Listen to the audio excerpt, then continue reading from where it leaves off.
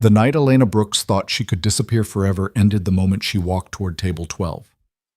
6 months of hiding, 6 months of building a new life in the shadows of Manhattan, gone in an instant. Because sitting in that private corner, surrounded by men in expensive suits, was Damian Cole, her ex-husband, the man she'd fled from in the middle of the night, the father of the twins growing inside her belly, twins he didn't know existed. And now, as their eyes met across the dim restaurant, Elena realized the truth. You can't outrun your past when it's sitting 3 feet away, waiting to be served.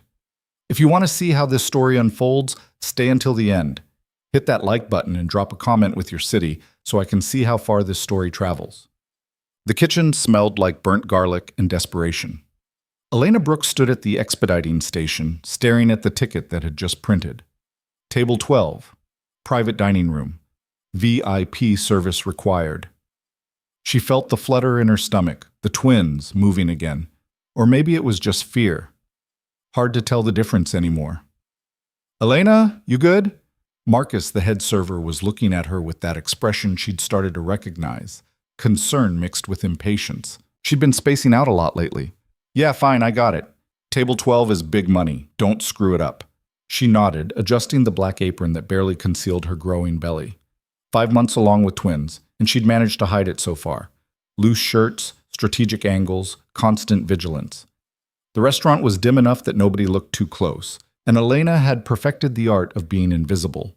That's what the last 6 months had been about. Disappearing, becoming nobody. She loaded the tray with water glasses, her hands steadier than she felt. The private dining room was through the back hallway, past the wine cellar, in the quietest corner of the restaurant. She'd served there twice before, once for a Wall Street anniversary dinner, once for a real estate deal that involved too much whiskey and too many threats thinly disguised as jokes. Elena pushed through the swinging door with her hip, balancing the tray, her mind already rehearsing the script. Good evening. Welcome to Marcello's. Can I start you off with something from the bar? The hallway was darker than usual. One of the sconces was out. She reached the private room door and paused, steadying her breath. Through the frosted glass, she could see shapes. 4, maybe 5 men. Low voices. The kind of conversation that stopped when servers entered. Elena knocked twice and pushed the door open. Good evening, gentlemen. Welcome to... The words died. Because sitting at the head of the table, in a charcoal suit that probably cost more than her entire year's rent, was Damian Cole, her ex-husband. The man she'd left 6 months ago without a note, without a phone call, without any explanation beyond the clothes she'd stuffed into a duffel bag at 3 a.m.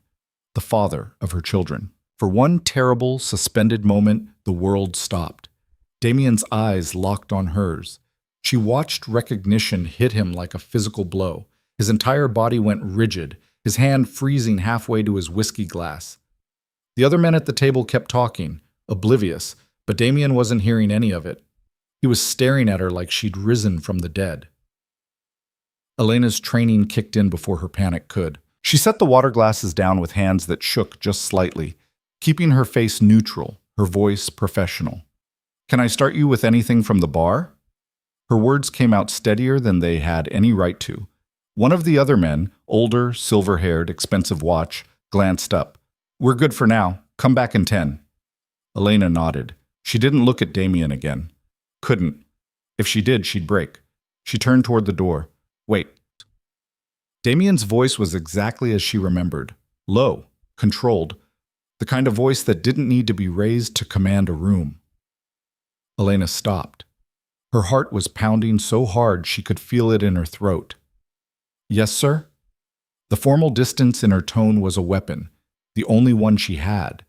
Damian stood slowly. The other men exchanged glances. Clearly, this wasn't normal. Gentlemen, excuse me for a moment. He didn't wait for their response. He was already moving toward her, his eyes never leaving her face. Elena's instinct screamed at her to run. But she'd already done that once, and look where it got her. Damian stopped 2 feet away, close enough that she could smell his cologne, something dark and woody that made her chest ache with memory. Close enough that she could see the muscle ticking in his jaw. Outside, he said quietly. Now. It wasn't a question. The silver-haired man cleared his throat. Cole, we're in the middle of 5 minutes. Damien's voice held a finality that shut down any argument. Elena should have refused. Should have said she was working, couldn't leave, had tables to cover. But the truth was, she'd been waiting for this moment since the day she left, dreading it, knowing it would come. She walked out of the private room, feeling Damien's presence behind her like a storm about to break. The hallway was empty, neutral territory, but it didn't feel neutral. Elena turned to face him, pressing her back against the wall, trying to create distance. Damien stopped in front of her. He was taller than she remembered. Or maybe she'd just gotten smaller. 6 months of bad sleep and worse food had worn her down. "What the hell are you doing here?" His voice was quiet, but there was rage underneath, the kind that had been building for months. Elena kept her arms at her sides, refusing to cross them over her stomach. That would draw attention. And he couldn't know, not yet. Not like this. "I work here. You work here." He repeated her words like they were in a foreign language. "You've been in Manhattan this whole time?" "Not the whole time." "Where were you?" "That's not your business anymore." His laugh was harsh. "Not my business." "Right. Because leaving your husband in the middle of the night without a word is totally normal. Because disappearing for 6 months while I tore apart 3 states looking for you, that's just fine." Elena swallowed hard. She'd known he would have looked for her. She'd counted on it, actually, which is why she'd changed her name, her phone number, her hair color, why she'd paid cash for everything and avoided cameras. "I left for a reason." "What reason? What the hell did I do that was so bad you couldn't even—" He stopped, his hands curling into fists at his sides. "Do you have any idea what I thought? What I went through? You would have found me eventually. You always do." "Not this time." The words came out bitter. "I had people everywhere. Every contact, every favor I've ever been owed, and nothing. You vanished." There was something almost like hurt in his voice, and Elena hated herself for noticing it. "I'm good at disappearing," she said quietly. "Why?" He stepped closer, and Elena pressed harder against the wall, her pulse spiking. "Why did you leave?" "Because I was scared, because I couldn't breathe in that world. Because loving you felt like drowning. Because I'm pregnant, and I knew you'd never let me go if you found out." But she didn't say any of that. "We weren't working." "That's it? That's your explanation?" "Damien, don't." His voice went cold. "Don't say my name like that. Like we're strangers." "We are strangers. We were married for barely a year. 10 months, 12 days. The fact that he knew the exact count made something in her chest twist. Damien ran a hand through his hair, a gesture she recognized. Frustration. The need to do something with his hands when he couldn't do what he wanted, which was probably grab her and shake her until she explained. "You could have just told me you wanted out," he said finally. "You didn't have to run." "Yes, I did." "Why?" "Because you wouldn't have let me go." The truth hung between them, sharp and undeniable. Damien didn't argue. They both knew she was right. "I still won't," he said quietly. "Not now that I've found you." Fear shot through her, cold and immediate. "You can't—" "Can't what? Can't want to talk to my wife?" "Ex-wife. The papers haven't been filed. You disappeared before we could finalize anything." His eyes were dark, unreadable. "Legally, Elena, you're still mine." The possessiveness in his voice made her skin prickle. This was exactly what she'd been afraid of. Damien didn't know how to let go. He never had. "I have to get back to work," she said, pushing away from the wall. His hand shot out, catching her wrist. Not hard. He'd never hurt her, not physically. But the touch was a brand burning through her skin. "We're not done talking." "Yes, we are." "When's your shift end?" "That's none of your—" "When, Elena?" She could lie, but he'd just wait or ask someone. And she didn't want him talking to Marcus. Didn't want questions she couldn't answer. 11. I'll be outside. Don't bother. I won't be there. You think I can't find you again? Now that I know you're in Manhattan? His grip on her wrist tightened just slightly. I'll be outside at 11, and we're going to have a real conversation, one where you don't run. He released her wrist and stepped back, his expression unreadable. Elena didn't wait. She turned and walked back toward the kitchen, her legs shaking, her mind racing. This was bad. This was exactly what she'd been trying to avoid. Behind her, she heard the private room door open and close. Damien, going back to his meeting like nothing had happened. But everything had happened. And Elena knew, with a certainty that made her stomach sink, that running again wasn't an option anymore.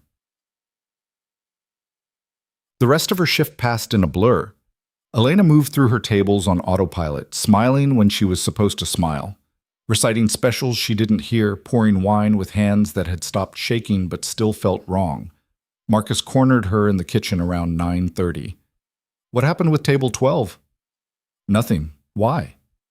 Because the guy at the head of the table asked for you specifically, wanted to make sure you were okay. Marcus studied her face. You know him? No, must have just been being polite. Polite. Marcus didn't look convinced. Rich guys like that aren't polite for no reason. They want something. Elena busied herself with rolling silverware. He probably just felt bad. I looked rattled. You did look rattled. You still do. Marcus leaned against the counter. You in some kind of trouble? Yes, the worst kind. No, I'm fine. Just tired. Marcus let it go, but Elena could feel his eyes on her for the rest of the night, watching, wondering. At 10:45, she changed out of her work clothes in the employee bathroom, pulling on jeans and an oversized sweater that hid her belly. She'd started wearing exclusively loose clothing weeks ago, and so far, it had worked. Nobody had noticed. But Damien would notice. The second he looked at her properly, he'd know. Elena stared at herself in the mirror. She looked exhausted, pale, shadows under her eyes that makeup couldn't quite hide. Her hair, dyed dark brown now instead of her natural blonde, hung limp around her face. She barely recognized herself. Maybe that was the point. At 11, she clocked out and headed for the back exit.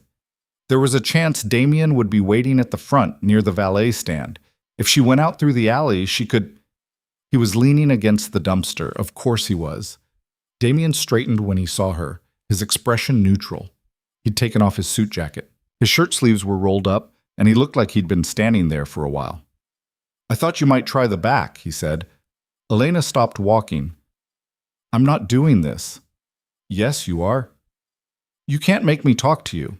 No, but I can follow you home, and then we'll talk there. Your choice. Elena's jaw tightened. She knew he meant it. Damien didn't bluff. Fine. We talk. Here. 5 minutes. Not here. He pushed off the dumpster and started walking toward the street. There's a diner 2 blocks down. We're going there. Damien. You owe me this, Elena. After what you did, you owe me at least a conversation. The guilt hit her hard and fast. He was right. She did owe him. Even if she didn't want to give it, she followed him. The diner was exactly what she expected. Cracked vinyl booths, fluorescent lighting, a waitress who looked like she'd stopped caring 20 years ago. They slid into a booth in the back, and Damien ordered coffee. Elena asked for herbal tea. His eyebrow lifted slightly at that. Elena never drank tea. She lived on coffee, but caffeine was off limits now. The waitress left, and the silence stretched between them, heavy and uncomfortable. Damien spoke first. Start at the beginning. There's nothing to start with. Then start with why. Elena wrapped her hands around the water glass the waitress had left. She needed something to hold on to. I told you, it wasn't working. That's not a reason. That's an excuse. It's the truth. No. Damien leaned forward, his eyes intense. The truth is, you got scared, and instead of talking to me about it, you ran. Elena looked away. I don't want to do this. Too bad. We're doing it. Why? What's the point? It's been 6 months. We're done. We're not done. Not by a long shot. His voice was low, dangerous. You don't get to walk away from me without an explanation. You don't get to disappear and then show up serving drinks like nothing happened. I didn't show up. You did. This is my life now. Your life. He said it like the words tasted wrong. You mean hiding in a cheap restaurant, pretending to be someone else? It's honest work. It's beneath you. You don't know what's beneath me anymore. She finally met his eyes. You never did. That landed. She saw it in the way his expression shifted, just for a second, before the control came back. You're right, he said quietly. I didn't know you as well as I thought. Because the woman I married wouldn't have done this. Maybe the woman you married never existed. Don't. His hand shot across the table, covering hers. Don't rewrite history just to make yourself feel better about leaving. Elena pulled her hand back. His touch was too much, too familiar. The waitress returned with their drinks, and they both fell silent until she left. Damien added cream to his coffee, methodical and precise. Everything he did was like that. Controlled, measured. It used to make her feel safe. Now it just reminded her of all the ways his control had suffocated her. I'm not trying to rewrite anything, Elena said finally. I'm just telling you the truth. We weren't right for each other. Because of what I do. It wasn't a question. Elena didn't answer. She didn't have to. Damien's business, that's what he called it, like it was something normal, something legitimate, had always been the wall between them. She'd known what he was when she married him, known about the deals made in back rooms, the money that moved through untraceable channels, the men who answered to him with the kind of fear that came from experience. She'd thought she could handle it. She couldn't. It's not that simple, she said. Then explain it to me. I can't. Can't or won't? Both. Damien sat back, frustration evident in every line of his body. You know what the worst part was? Not knowing if you were safe. Not knowing if someone had taken you, if you were hurt, if you were... He stopped, his jaw working. I thought you were dead, Elena. For 3 weeks, I genuinely believed someone had killed you to get to me. The pain in his voice was real, and it cut through her defenses like a blade. I'm sorry, she whispered. I didn't mean for you to think that. Then what did you mean? What was the plan? There was no plan, I just had to go. In the middle of the night, without your phone, without most of your clothes. I took what mattered. You left everything, your jewelry, your credit cards. You left the car I bought you sitting in the driveway.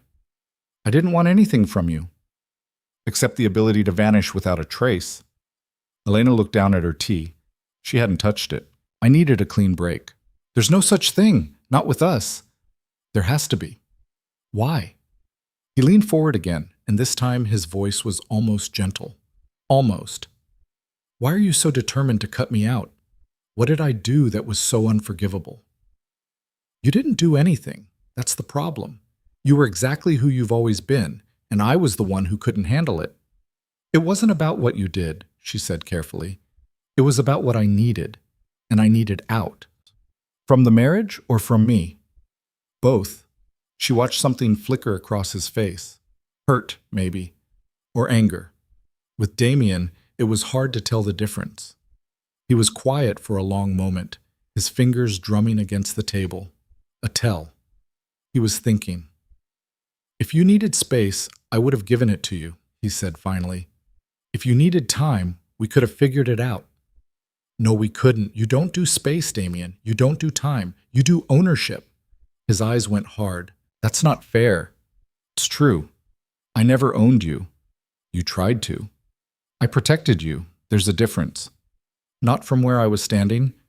The tension between them was thick enough to choke on.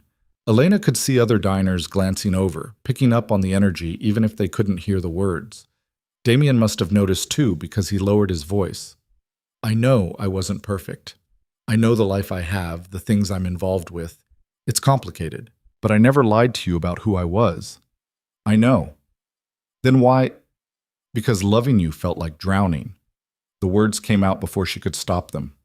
Damien went still. Elena immediately regretted it. Too honest, too raw. But it was out now. I don't understand, he said quietly.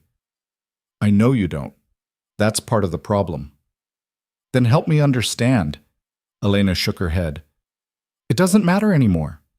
It matters to me. Damien, do you still love me? The question knocked the air out of her lungs. She should lie, should say no, make it clean, make it final. But she'd never been good at lying to him. That's not the point, she said instead. It's exactly the point. His eyes searched her face, and she saw hope there, dangerous and desperate. If you still love me, then we can fix this. Some things can't be fixed. I don't believe that. You have to. No. He reached across the table again, and this time he caught both her hands before she could pull away. I've spent 6 months trying to accept that you were gone, trying to move on, I couldn't. And now you're here and you're telling me you still love me and you expect me to just, what, walk away? Yes, not happening. You don't have a choice. Neither do you, not anymore. His grip on her hands was firm but not painful.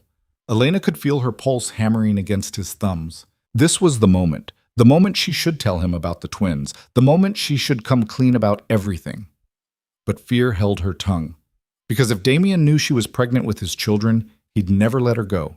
He'd use every resource he had to keep her close, to bind her to him. And she wouldn't raise her children in his world. She pulled her hands free. I need to go. Elena? No, this was a mistake, all of it. She grabbed her bag and slid out of the booth. Don't follow me. Don't come back to the restaurant. Just leave me alone. You know I can't do that. You have to. She turned and walked toward the door, her heart pounding, her hands shaking.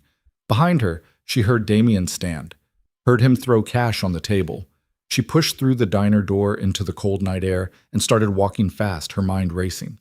She'd known this would happen, known that once Damien found her, everything would fall apart, but she hadn't expected it to hurt this much. Footsteps behind her. Quick, purposeful. Elena, wait. She didn't wait. She walked faster. Damn it, Elena! His hand caught her arm, spinning her around. They were standing under a streetlight, and for the first time, Damien really looked at her. His eyes traveled down, taking in the loose sweater, the way she'd instinctively moved to protect her stomach when he grabbed her. His expression changed. You're pregnant. It wasn't a question. Elena felt the world tilt sideways. Let go of me. How far along? That's none of... How? Far. His voice had gone cold and deadly, and Elena knew there was no point in lying anymore. 5 months. She watched him do the math, watched realization hit him like a freight train. They're mine. Damien, they're mine. His hand moved from her arm to her face, cupping her jaw, forcing her to look at him. That's why you left. That's why you ran. Elena couldn't speak, couldn't breathe. How many? His voice cracked slightly. 2. Twins. Something broke in his expression, something she'd never seen before. You were going to keep them from me. It wasn't anger. It was worse. It was betrayal, raw and bleeding. You were going to raise my children alone and never tell me they existed. I can't. Can't what? Let me be a father? Let me take care of you? You don't understand. Then make me understand. His shout echoed off the buildings, making her flinch. He immediately dropped his hands, stepping back, breathing hard. I'm sorry. I didn't mean to... He ran both hands through his hair, pacing. 6 months. You've been dealing with this alone for 6 months. I'm fine. You're not fine. You're working at a restaurant on your feet for 8 hours a night while pregnant with twins. You're living... where? Somewhere cheap, I'm guessing. Somewhere small. Are you even seeing a doctor regularly? Elena lifted her chin. I'm handling it. You shouldn't have to handle it alone. I chose to. That's not a choice you get to make unilaterally. They're my children, too. I know that. Do you? He stepped closer, and this time his voice was almost pleading. Because it seems like you were planning to write me out of their lives completely. Elena felt tears burning in her eyes and hated herself for it. I was trying to protect them. From me? From your world. The words hung between them, brutal in their honesty. Damien's face went blank, carefully, dangerously blank. I see. Damien, no, I get it. I'm not fit to be a father. Too dangerous, too dirty. That's not what I... Isn't it? His voice was quiet now, which was somehow worse than the shouting. You looked at me and decided I wasn't good enough for our children. That my world, the world that gave you everything you had, was too corrupted for them to be part of. It's not about you, it's about them, about keeping them safe. You think I wouldn't keep them safe? You think I wouldn't burn down the entire city to protect them? That's exactly what I'm afraid of. The words came out softer than she meant, but they landed hard. Damien stared at her for a long moment, and Elena saw something she'd never seen before in his eyes. Defeat. I don't know how to be anything other than what I am, he said finally. I can't change my past. I can't undo the choices I've made. But I will not, his voice strengthened. I will not abandon my children. I won't be shut out of their lives because you decided I'm not worthy. That's not, what hospital are you using? Who's your doctor? I'm not telling you that. Elena, no. I'll figure out how we're going to do this, but on my terms, not yours. You don't get to control this. Watch me. She turned and started walking again. This time, he didn't follow, but his voice carried after her, low and certain. This isn't over, not even close. Elena didn't look back. She walked 3 more blocks before her legs gave out, and she had to sit down on a bus stop bench, shaking. He knew. Damien knew about the twins, and there was no taking it back now. Elena didn't sleep that night. She lay in her studio apartment, 400 square feet of peeling paint, and a radiator that clanged like someone was beating it with a wrench, staring at the water stain on the ceiling. The twins were active, rolling and kicking, like they knew something had shifted, like they could feel her panic. By morning, she'd made a decision. She had to disappear again. It was the only option that made sense. Damien knew about the babies now, which meant he'd never stop looking. Never stop trying to control the situation. She had maybe 48 hours before he tracked down her apartment, her doctor, every detail of the life she'd built. Elena sat up, ignoring the wave of dizziness that came with it. Morning sickness had mostly passed, but exhaustion was a constant companion now. She needed to eat something, needed to think clearly. She made toast with the last of her bread and sat at the tiny fold-out table, making lists in her head. Where could she go? Not another city. He'd expect that. Somewhere rural, maybe. Somewhere small enough to get lost, but big enough to have a hospital. Her phone buzzed. Unknown number. Elena's stomach dropped. She let it go to voicemail, but the dread was already settling in her chest like concrete. The voicemail notification popped up. She didn't want to listen, didn't want to hear his voice. She listened anyway. Elena, it's me. Don't hang up. Damien's voice was calm, too calm. I'm not going to chase you down. I'm not going to show up at your apartment uninvited. But we need to talk, really talk. Not in a diner at midnight, somewhere neutral. You pick the place. Call me back at this number. He paused, and Elena heard something in the silence that made her chest ache. Please. The message ended. Elena set the phone down like it might explode. Damien didn't say please. Ever. It wasn't in his vocabulary. He demanded, he commanded, he expected compliance. Please was foreign territory, which meant he was either genuinely trying a different approach or he was playing her. And with Damien, it was always hard to tell which. She deleted the voicemail and blocked the number. Then she called the restaurant and told Marcus she was sick. Food poisoning, wouldn't be in for a few days. You sound terrible, Marcus said, which wasn't a lie. She did. Take care of yourself. I will. She hung up and started packing. It didn't take long. She'd been living light since she left Damien. Everything she owned fit into 2 duffel bags. Clothes, toiletries, a few books. The ultrasound photos she kept in an envelope under her mattress. That was it. No sentimentality. No baggage. Elena was zipping the second bag when someone knocked on her door. She froze. Nobody knocked on her door. She didn't have friends, didn't have visitors. The landlord only showed up when rent was late, and she always paid on time. Another knock, firmer this time. Elena, open the door. Damien. Of course it was Damien. Elena's hands curled into fists. Go away. Not until we talk. I have nothing to say to you. Then just listen. No. I'm not leaving. Elena crossed to the door, keeping the chain lock engaged, and opened it 2 inches. Damien stood in the hallway, dressed down today. Jeans, a dark sweater, a leather jacket. He looked tired, shadows under his eyes that matched hers. How did you find me? Does it matter? Yes. The restaurant has employee files. Took me 20 minutes. Of course. She'd given them her real social security number because she'd needed the job and fake documents were expensive, stupid, sloppy. You need to leave, Elena said. Let me in. 5 minutes. No. Elena, I said no. I'm not doing this. I'm not letting you back into my life just because you... I brought food. That stopped her. Damien held up a bag from a deli 2 blocks over. The smell of fresh bagels and coffee, decaf, she noticed, drifted through the crack in the door. Her stomach betrayed her with a loud growl. Damien's mouth twitched, almost a smile. When's the last time you ate something that wasn't toast? That's none of your business.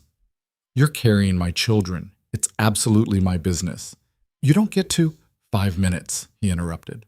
I'll leave the food. You don't even have to let me in, but please, Elena, just listen for 5 minutes. She should slam the door in his face. Should tell him to take his food and his concern and his 5 minutes and leave her alone. But she was so tired and hungry, and the twins were doing that thing where they pressed against her ribs, making it hard to breathe. Leave the bag by the door, she said. Then step back. Damien set the bag down and moved to the far side of the hallway. Elena unchained the lock, grabbed the bag, and started to close the door again. Wait. She didn't wait, but she didn't close it either. I know you're scared, Damien said. I know you don't trust me. And maybe I don't deserve your trust, but those babies deserve a father, and I want to be there for them. For you. You can't be. Why not? Because you don't know how to do this without controlling everything. You'll want to decide where I live, what doctor I see, how I spend my time. I won't. His voice was firm. I'll give you space. I'll respect your boundaries, whatever you need. Elena laughed, bitter and sharp. You don't know how to do that. Then I'll learn. It's not that simple. It can be, if you let it. She wanted to believe him. That was the worst part. Some small, stupid part of her wanted to believe that Damien could change, that they could find a way to make this work. But she'd believed in him before, and it had nearly destroyed her. I'm leaving, she said. I'm getting out of the city. You won't find me this time. Running again won't solve anything. It'll solve me not having this conversation. Elena. She closed the door. For a moment there was silence. Then she heard him sigh, deep and frustrated, followed by footsteps walking away. Elena slid down to the floor, the bag of food in her lap, and let herself cry. The bagel was good, fresh, with the cream cheese she liked, plain, not flavored. Damien had remembered. The coffee was decaf, like he'd known she couldn't have caffeine anymore. It made her hate him a little more, or maybe hate herself for still caring that he remembered. She ate slowly, her mind spinning. She couldn't leave today. Didn't have enough money for a bus ticket and first month's rent somewhere new. Her next paycheck wasn't until Friday, 3 days away, which meant she had to avoid Damien for 3 days. Then she could run. Except he knew where she worked, knew where she lived, knew her schedule probably. Elena set down the half-eaten bagel, her appetite gone. She was trapped. The realization settled over her like a weight. She'd spent 6 months building a life separate from Damien, and he'd unraveled it in less than 12 hours. Her phone buzzed again. Different number this time. She almost didn't answer, but something made her pick up. Hello? Ms. Brooks? A woman's voice, professional, clipped. This is Dr. Reyes's office. We're calling to confirm your appointment tomorrow at 2. Elena had forgotten about the appointment. 20-week anatomy scan. Important. She couldn't miss it. Yes, I'll be there. Great. And just to confirm, you're still at the address we have on file? Yes. Perfect. See you tomorrow. The woman hung up. Elena stared at the phone, her mind working. The doctor's office. Damien didn't know which one. She'd been careful about that. Paid cash, used a clinic in Queens, far from anywhere he'd think to look. Tomorrow at 2. She could make the appointment, then disappear right after. Use the paycheck she'd get Friday to put down a deposit somewhere far away. It wasn't a great plan, but it was a plan. Elena spent the rest of the day packing and repacking, trying to figure out what was essential versus what she could leave behind. By evening, she was exhausted but wired, unable to sit still. She went to bed early, but sleep was impossible. Around midnight, her phone buzzed. Another unknown number, another voicemail. This time, she didn't listen. The next morning, Elena took 2 buses and a subway to get to the clinic in Queens. It was a long trip, but worth it for the distance. The clinic was small, underfunded, but the doctors were good and didn't ask too many questions. Dr. Martinez, young, tired, overworked, greeted her with a smile that looked genuine despite the chaos of the waiting room. Elena, good to see you. How are you feeling? Tired, but okay. Any cramping? Spotting? No. Good. Let's take a look at these babies. The exam room was small and cold. Elena lay back on the table while Dr. Martinez squeezed gel onto her stomach and pressed the ultrasound wand against her skin. The screen flickered to life, showing two tiny shapes. "There's baby A," Dr. Martinez said, moving the wand slightly. "And there's baby B, both looking good. Strong heartbeats." Elena stared at the screen, her throat tight. She'd seen them before, but it never got easier, never stopped feeling surreal. "Do you want to know the genders?" Dr. Martinez asked. Elena hesitated. She'd told herself she didn't want to know, that it would make things too real, but they were already real. "Yes." Dr. Martinez smiled. "Baby A is a girl. Baby B is a boy. A girl and a boy."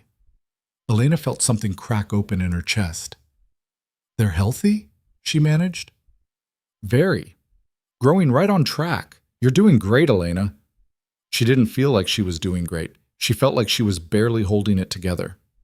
Dr. Martinez printed out a few images and handed them over. "Next appointment in 4 weeks. Keep taking your prenatal vitamins and try to get more rest if you can." "I will." Elena left the clinic with the ultrasound photos tucked in her bag, feeling dazed. A girl and a boy. Twins. Real, tangible, almost here. She was halfway to the subway when she saw him. Damien was leaning against a black car parked across the street, arms crossed, watching her.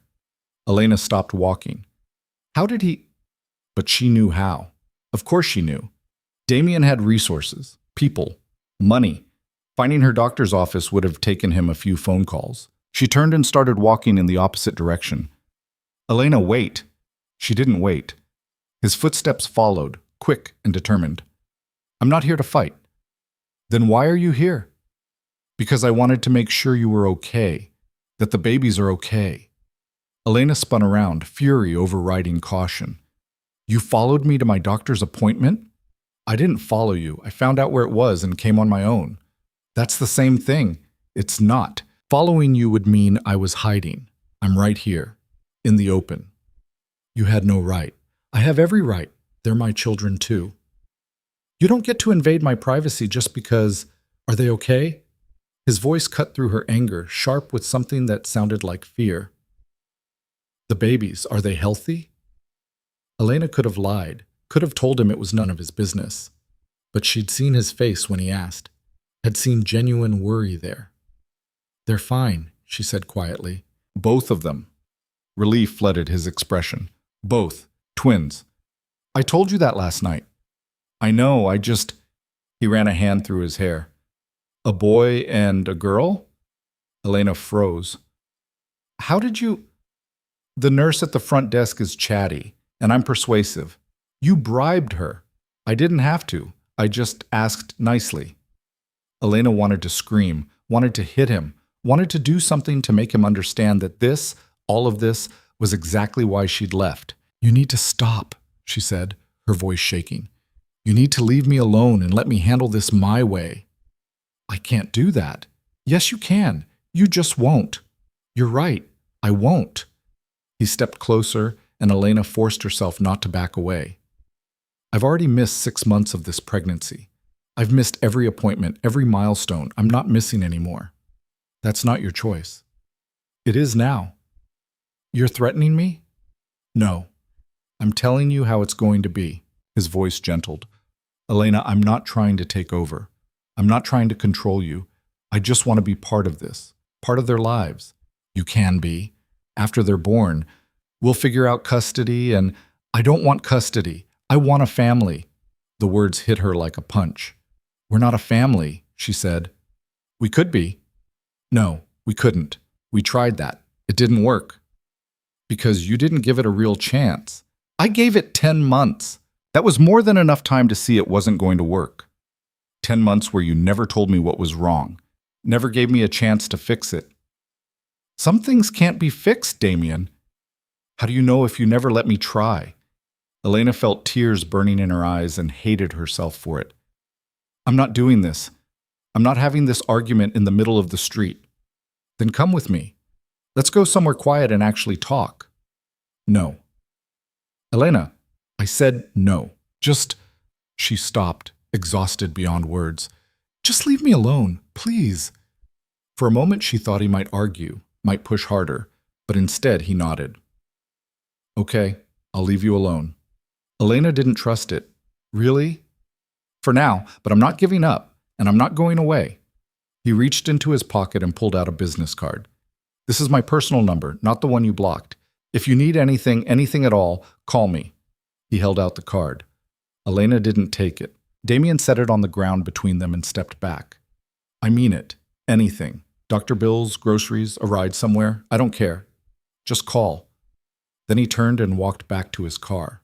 Elena watched him drive away, feeling like she'd just survived a storm. She picked up the card, turned it over.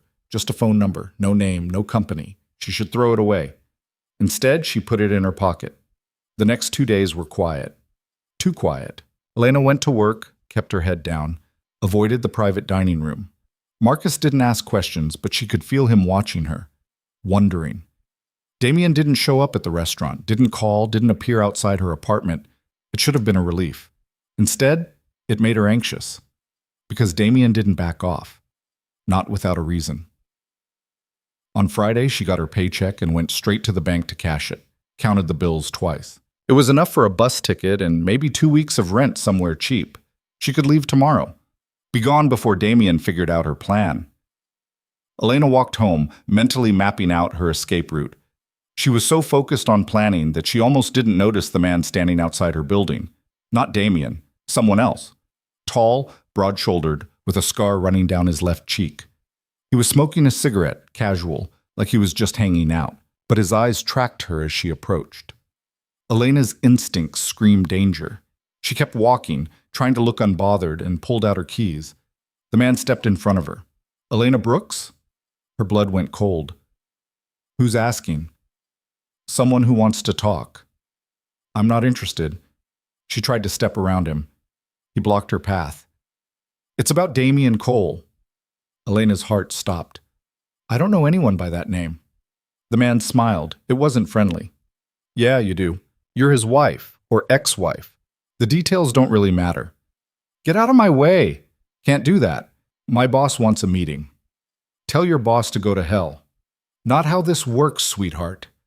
Elena's hand moved to her bag, fingers brushing her phone. If she could just... The man's hand shot out, grabbing her wrist. Not hard enough to hurt, but firm enough to stop her. No phones, no calls, just a quick chat. You cooperate, everything's fine.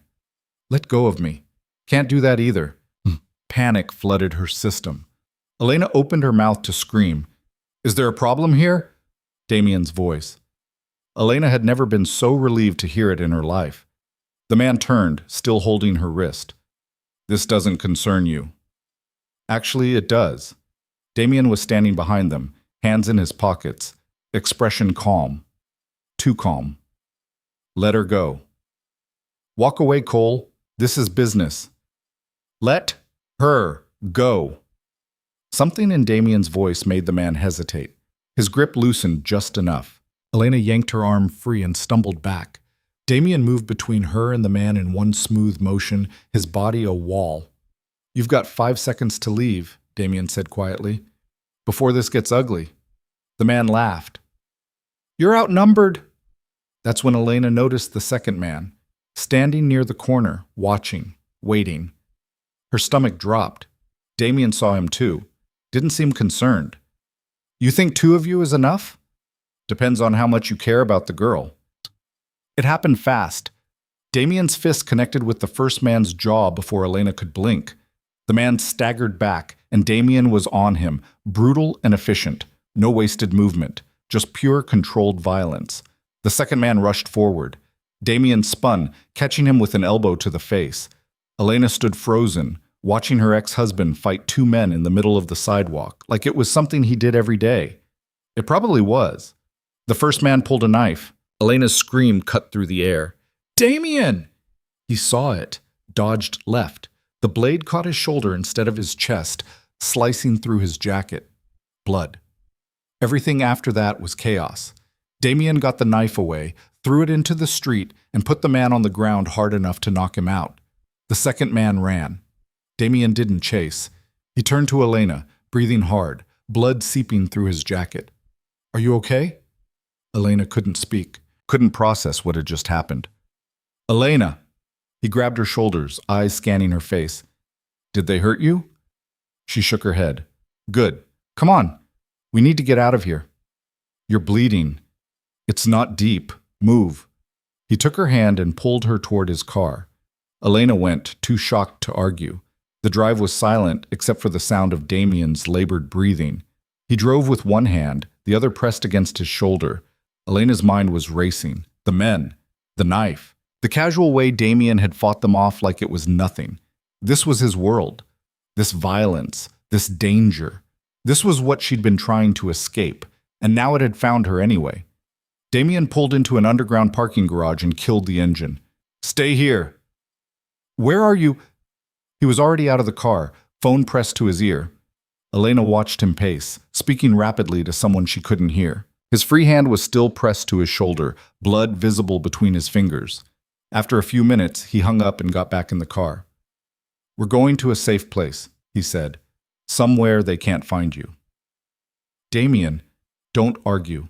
Please. He looked at her, and for the first time since she'd met him, Elena saw fear in his eyes. Real, unguarded fear. They came after you to get to me, which means you're not safe. Not anymore. This is exactly what I was trying to avoid, she whispered.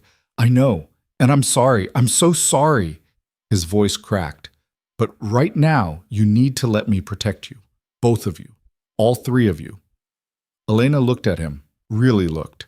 The blood on his jacket, the exhaustion in his face, the way his hands were shaking slightly, though he was trying to hide it. He'd gotten hurt protecting her, almost died protecting her, and she realized with a sick feeling in her stomach that running wasn't an option anymore. Because Damien was right. She wasn't safe, and neither were her babies. The safe house was in Westchester, tucked behind gates and trees that blocked it from the road. Elena hadn't said a word during the 40-minute drive, too numb to process what had happened.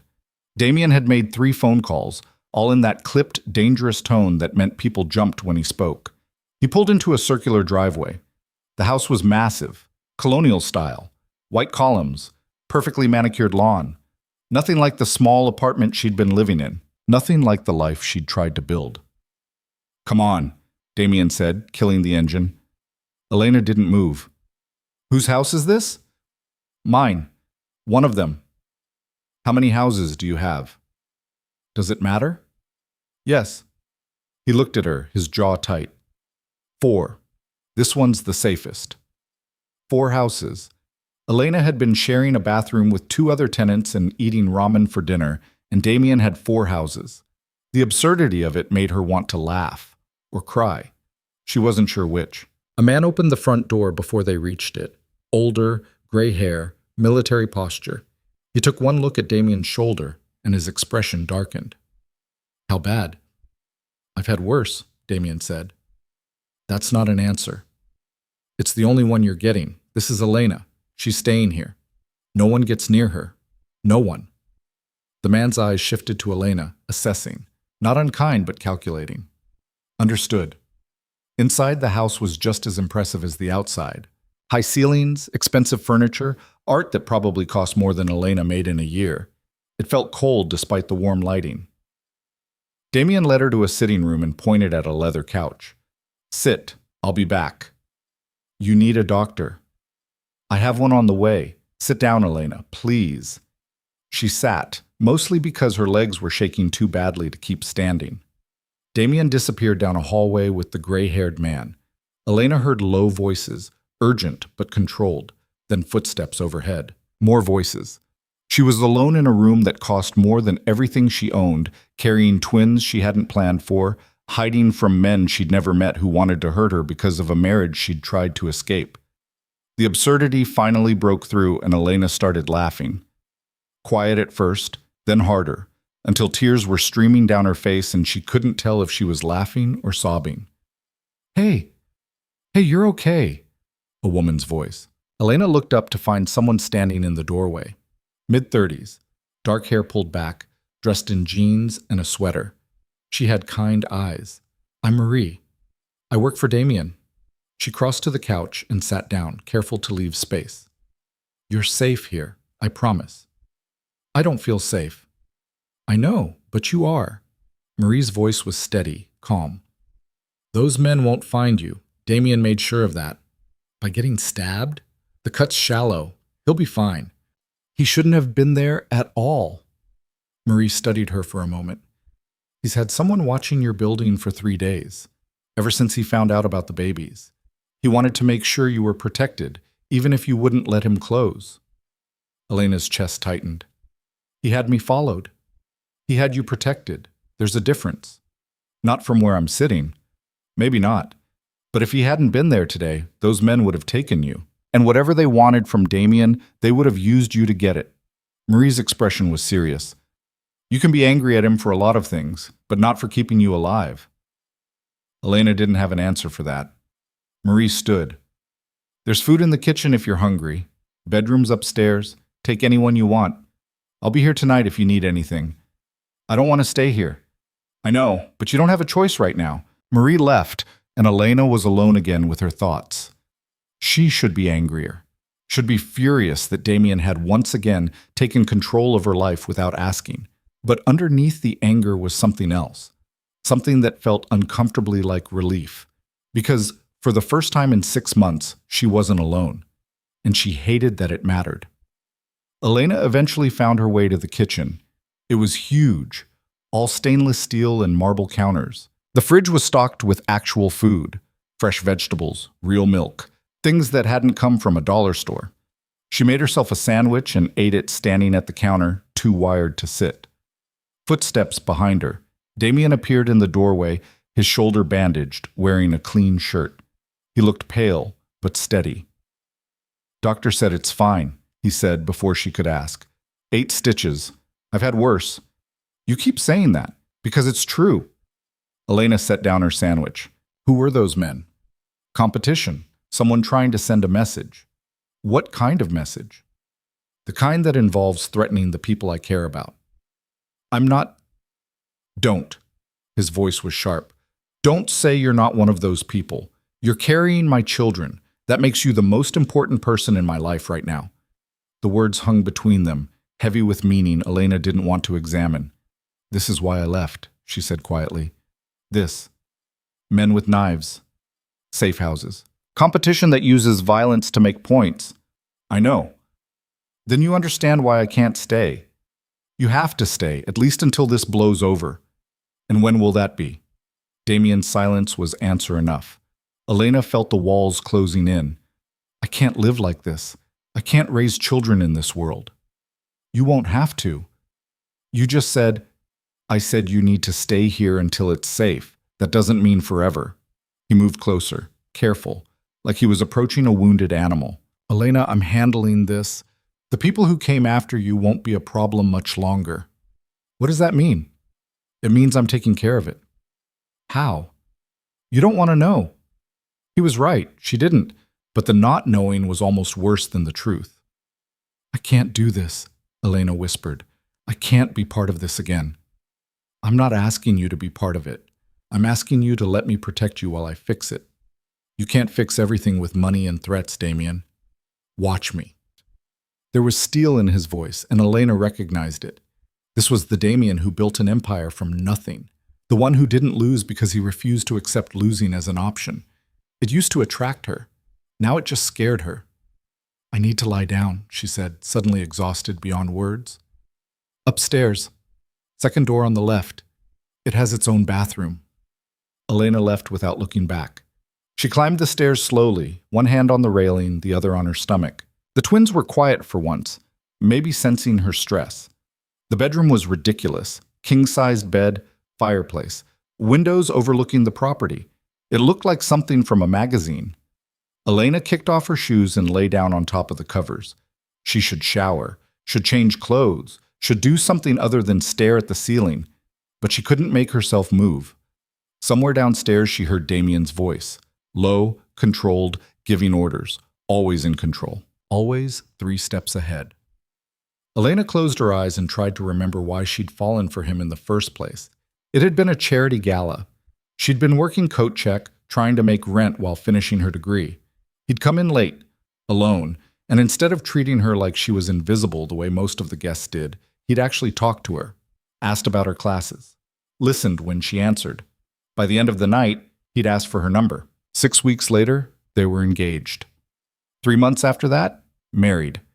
It had been fast, too fast, but Elena had been so sure.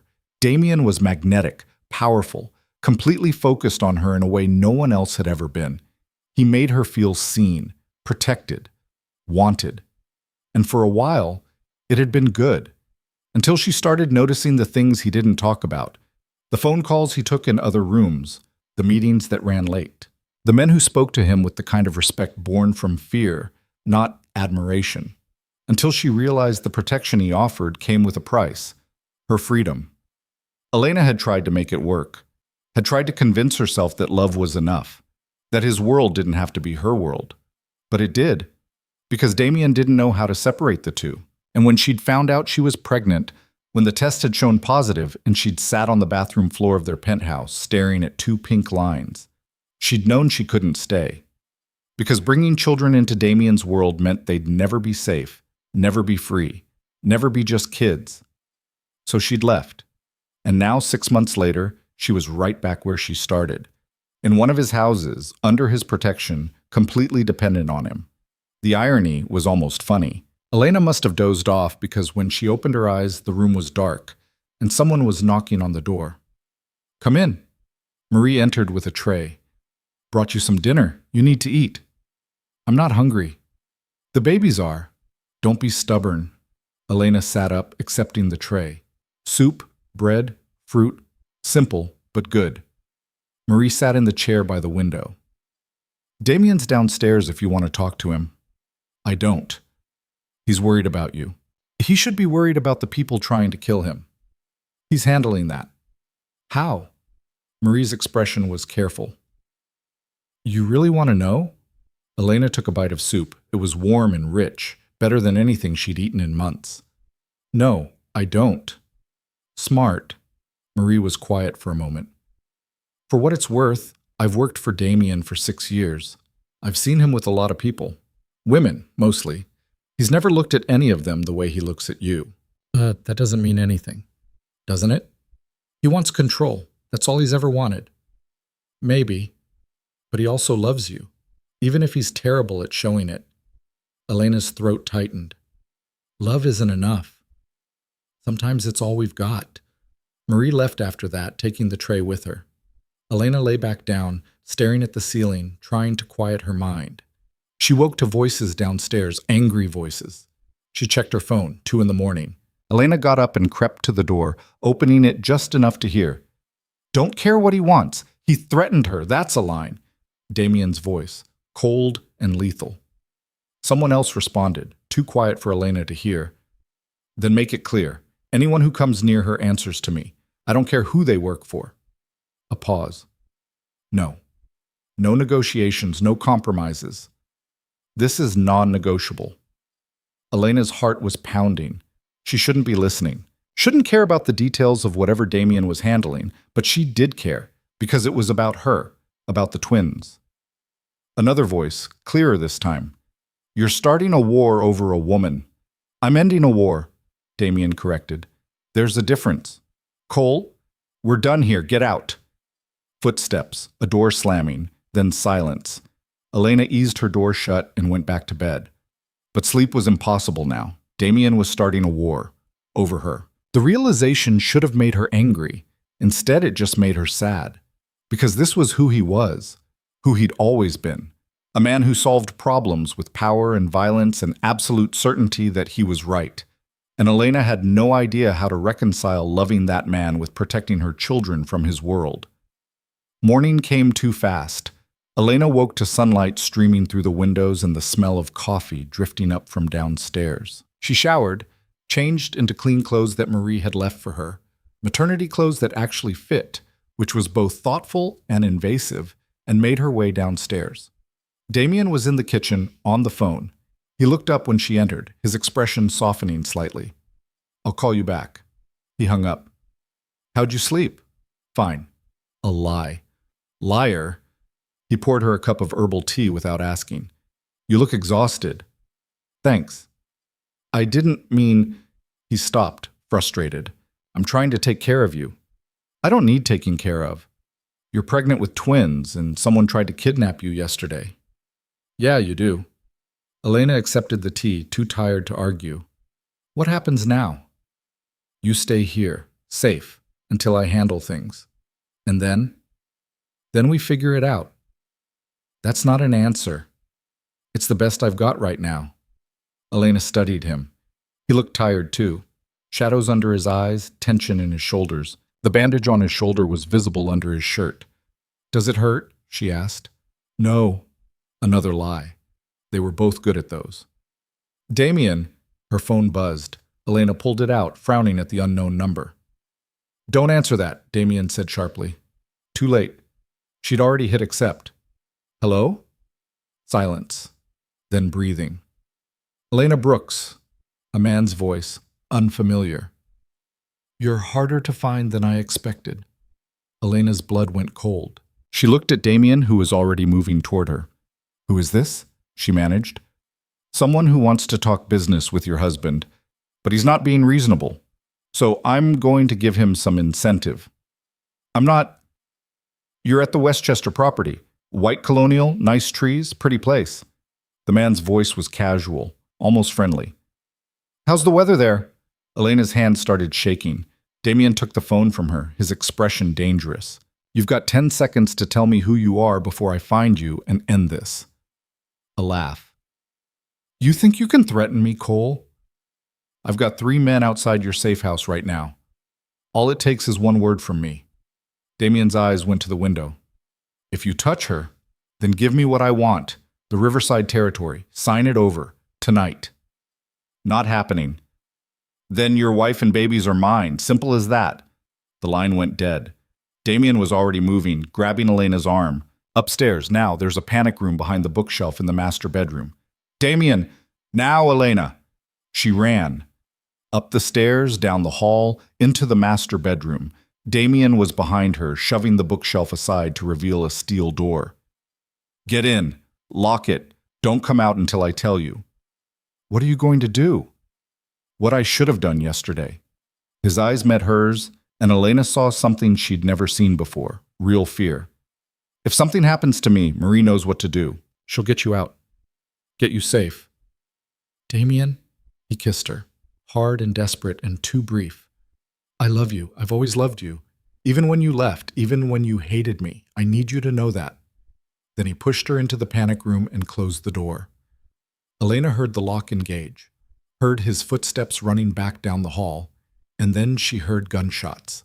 The panic room was soundproof, but Elena could still hear the muffled sounds of chaos outside. Shouting. More gunshots. Something crashing. She sank to the floor, her hands on her stomach, trying to stay calm for the babies, even though her heart was trying to break through her ribs. This was it. This was the moment she'd been trying to avoid for 6 months, the moment when Damien's world came for her with violence and blood and no mercy. The twins were moving, agitated by her stress. Elena pressed her hands flat against her belly, whispering to them even though they couldn't hear. It's okay. We're okay. Daddy's going to fix this. Except she didn't know if that was true. Minutes passed like hours. Elena had no sense of time in the windowless room. She checked her phone. No signal. Of course there wasn't. She was trapped, helpless, exactly what she'd sworn she'd never be again. More sounds from outside. Then silence. Terrible, complete silence. Elena's mind went to the worst places. Damien, shot, bleeding out, dead. She'd left him once, walked away without looking back, and now she might never see him again. The thought broke something inside her, because despite everything, despite the fear and the anger and the 6 months of running, she still loved him, had never stopped loving him, and if he died protecting her, she'd never forgive herself.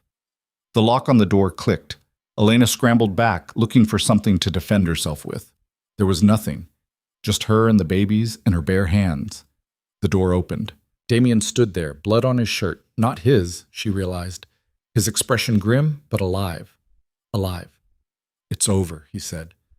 Elena couldn't move, couldn't speak. Damien crossed to her in 3 strides and pulled her up, his hands framing her face. It's over. You're safe. They're gone. Did you? She couldn't finish the question. Yes. No hesitation, no regret. Elena should have been horrified, should have pushed him away. Instead, she kissed him. It was desperate and messy and tasted like fear and relief and 6 months of trying to deny what she still felt. Damien kissed her back like he was drowning, and she was air, his hands gentle despite the violence still humming through him. When they finally broke apart, Elena was crying. "I thought you were dead," she whispered. "I'm not. I'm right here. I left you, I ran away, and I was going to run again. And it's okay. It's not okay. Nothing about this is okay. I know." He rested his forehead against hers. "But we're alive. You and me and the babies. That's all that matters right now." Elena wanted to argue, wanted to point out all the reasons why this didn't fix anything, why they still couldn't work. But standing there in his arms, feeling the solid warmth of him, hearing his heartbeat under her ear, she couldn't make herself say any of it. "I'm scared," she admitted. "Me too." That surprised her. Damien was never scared, never admitted weakness. "I've done a lot of things in my life," he said quietly. "A lot of things I'm not proud of. But the worst thing I ever did was make you feel like you had to choose between loving me and being safe." "Damien, let me finish." His hands moved to her shoulders, gentle but firm. "I can't change what I am. Can't undo the choices I've made. But I can change how I handle things going forward. I can keep you separate from the parts of my life that are dangerous. I can give you and the babies protection without suffocating you. You don't know how to do that. Then I'll learn. Because losing you once almost destroyed me. Losing you again, losing them." His voice cracked. "I can't. I won't survive it." Elena had never heard him sound so raw, so vulnerable. "What are you saying?" "I'm saying I'll do whatever it takes, change whatever needs changing, build whatever life you need. Just don't run again. Please, stay. Let me prove I can be what you need." Elena looked at him, really looked, at the man who'd fought for her, bled for her, killed for her. The man she'd loved enough to marry, loved enough to leave, and apparently loved enough to still be standing here, considering the impossible. "I need time," she said finally. "Okay? And space, real space, not you controlling everything from a distance. Okay? And if you lie to me, if you go behind my back or try to make decisions for me, I'm gone. No second chances. Understood?" "I mean it, Damien." "I know you do." He brushed a tear from her cheek. "I'll do better. I promise." Promises were easy. Following through was hard. But looking at him, at the fear and hope and desperate love in his eyes, Elena wanted to believe him. Maybe that was stupid. Maybe she was walking right back into the trap she'd spent 6 months escaping. Or maybe, just maybe, they could actually figure this out. "Okay," she whispered. Damien pulled her close, careful of her belly, and held her like she was something precious, something worth fighting for. And for the first time in 6 months, Elena let herself hope. The bodies were gone by the time Elena came downstairs an hour later. Whatever cleanup crew Damien had called worked fast and quiet, leaving no trace of the violence that had erupted in his house. But Elena could still smell it in the air, something metallic and wrong that made her stomach turn. Marie was in the kitchen, calmly making breakfast like nothing had happened, like 3 men hadn't just tried to break in, like Damien hadn't just killed people to protect what was his. "Sit," Marie said, not looking up from the eggs she was scrambling. "You need to eat." Elena sat. Her legs were still shaky, her mind still trying to process everything. "How do you do this?" she asked quietly. "Do what?" "Act like it's normal. The violence, the danger, all of it." Marie plated the eggs and set them in front of Elena along with toast and fresh fruit. "Because it is normal, for people in this life anyway. You accept it or you leave. There's no in between. I tried leaving, and yet here you are." Marie poured coffee for herself, tea for Elena. "You want my advice? Stop fighting it. Stop trying to separate Damien from his world. They're the same thing, always have been." "That's what I'm afraid of." "Then you need to decide if you can live with it, really live with it, not just tolerate it while planning your next escape." Marie's eyes were kind but firm. "Because that man upstairs? He'll tear apart the city for you, but he can't be someone he's not. And you can't keep punishing him for being exactly who he's always been. The words hit harder than Elena wanted to admit. She ate in silence while Marie moved around the kitchen, cleaning up. Outside, through the large windows, Elena could see men patrolling the property. New security. More layers between her and the outside world. Damien appeared in the doorway, showered and changed, looking more like himself. The blood was gone. The violence tucked back behind his controlled exterior. "We need to talk," he said. Marie took that as her cue to leave. Damien sat across from Elena, his hands folded on the table. Business posture. Whatever he was about to say, he'd been planning it. "I've made arrangements," he started. Elena's stomach dropped. "What kind of arrangements?" "The kind that keep you safe. Permanently." He held up a hand before she could argue.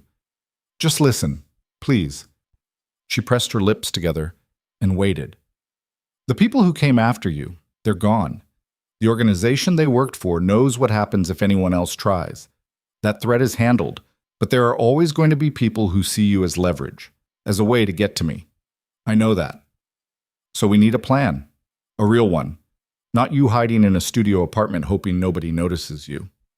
Elena's hands curled around her teacup. "What are you suggesting?" "A house. Your own place, not one of mine. Something in your name, completely separate. Upstate, maybe. Somewhere quiet. Safe. Good schools for when the twins are older." "You want me to disappear again?" "No. I want you to have the life you need without constantly looking over your shoulder." His voice was steady, but Elena could hear the strain underneath. "I'll cover everything. Mortgage, security, whatever you need. You want to work? Don't work. It's your choice. The only requirement is that you let me put protection in place. Discreet. You won't even notice them most of the time. Bodyguards. Yes. For how long? As long as necessary." Which meant forever. Elena knew that. Damien's enemies didn't retire. They just multiplied. "And you?" she asked. "Where do you fit in this plan?" Something flickered across his face. Pain, maybe. "Wherever you let me. I'll visit when you want. Stay away when you don't. I'll be there for doctor appointments, ultrasounds, the birth. All of it, if you'll let me." "That's it? We just live separate lives?" "If that's what you need, yes." Elena studied him. He meant it. She could see it in the careful way he held himself, like he was waiting for her to bolt again, like he was ready to let her go if that's what kept her safe. "What about the twins?" she asked. "You expect to just visit your own children?" "I expect to do whatever causes them the least amount of damage." His jaw tightened. "I know what growing up in this world does to kids. I lived it. I don't want that for them." This was the first time Damien had ever mentioned his childhood. In all the months they were married, he'd kept that door locked tight. "What happened to you?" Elena asked softly. "Nothing good." He looked away, his fingers drumming against the table. "My father was in deep with some bad people. I watched him get killed when I was 8. My mother died 2 years later. After that, I was on my own." Elena's chest ached. "Damien, I built everything I have from nothing, fought for every inch, made choices I'm not proud of because the alternative was worse." He finally looked at her again. "I can't undo any of that. Can't make myself clean. But I can make sure our children never have to fight the way I did. Never have to see the things I saw." "By keeping them away from you? If that's what it takes." "That's not what I want." Hope flickered in his eyes, dangerous and desperate. "Then what do you want?" Elena had been asking herself that question for 6 months, running from the answer because it was complicated and messy and didn't fit into any neat category. "I want them to have a father," she said finally. "A real one. Not some distant figure who visits twice a month and sends money." "Elena, but I also need to know they're safe. That I'm safe. And I don't know how to have both." Her voice cracked. "I don't know how to love you and protect them at the same time." Damien stood and moved around the table, kneeling beside her chair. He took her hands carefully, like she might break. "What if we build something new?" he said. "Not my world. Not the life you were trying to escape. Something in between. Something that works for all of us." "How?" I don't know yet, but I'll figure it out. I'll change whatever needs changing. His grip tightened slightly. I'm getting out, Elena. The dangerous stuff, the deals that put targets on our backs, I'm done with it. I've got enough legitimate businesses to walk away from the rest. Elena wanted to believe him, but she'd heard promises before. You tried that when we got married. You said you'd go legitimate. I lied. I wasn't ready to let go. The admission was raw, honest. But I'm ready now, because staying in means losing you, losing them. And I won't do that. It's not that simple. You don't just walk away from that world. I know. It'll take time. Careful transitions, making sure the right people take over so there's no power vacuum. He was talking faster now, like he'd been planning this for a while. 6 months, maybe a year, but I'll do it. I'll build something clean, something our kids can be proud of. And if you can't, if the people you're trying to leave won't let you, then I'll handle it, whatever it takes. There was steel in his voice, and Elena knew what that meant. More violence, more bodies, more of the darkness she was trying to escape. But maybe Marie was right. Maybe there was no escaping it. Maybe the only choice was accepting it or walking away forever. And Elena was so tired of running. Okay, she whispered. Damien's eyes widened. Okay. We try. Your way, but with conditions. Anything. You don't lie to me. About anything. Even if you think the truth will scare me. Done. And you actually follow through on getting out. I'm not raising our children around people who solve problems with guns. I will. I promise. And if it gets too dangerous, if I feel like they're at risk, I'm gone. And you don't follow.